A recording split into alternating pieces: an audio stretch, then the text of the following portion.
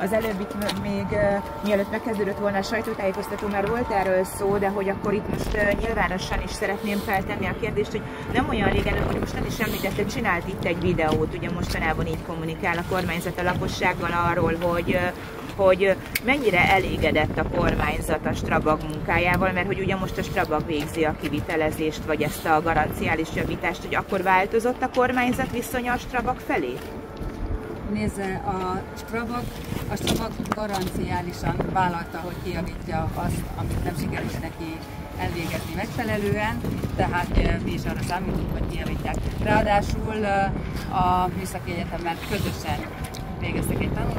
tanulmányt, és annak megfelelően fogják végezni most a kivitelezést. Igen, mégis azért gondolom, hogy a kérdés részünkről indokolt, hiszen az általunk szervezett lakossági fórumra sem a Strabagot, nem Műszaki Egyetem tanulmánya pedig, ha jól tudom, ez idő szerint 30 évre van titkosítva, így szerintem érthető a kérdés, hogy kíváncsiak vagyunk arra, hogy akkor az EKM Strabag viszony, illetve a kormányzat Strabag viszony hogy alakul.